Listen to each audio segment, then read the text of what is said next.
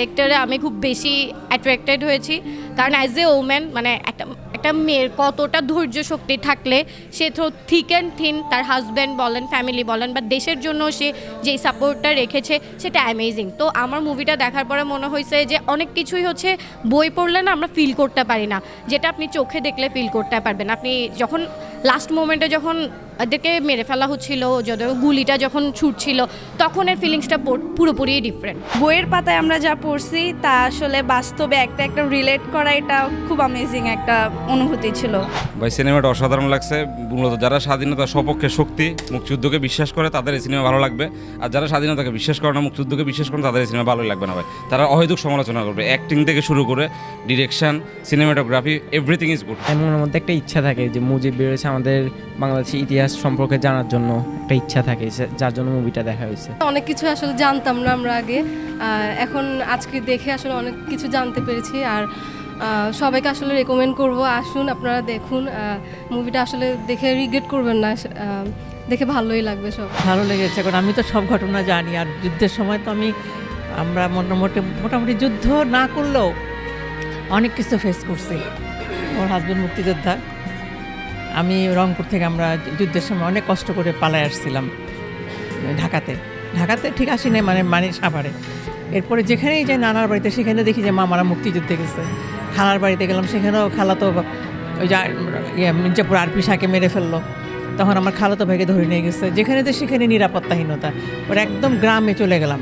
সেই আমাদের বাড়ি হলো মানিকগঞ্জে ইন্টেরিয়রে, সেখানেও স্বাধীনতার আগের দিন গোলাগুলি।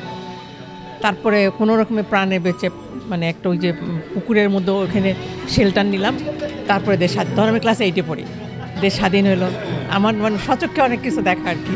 আমি এই মুহূর্তে আমি একটু আবেগ বা ভীত।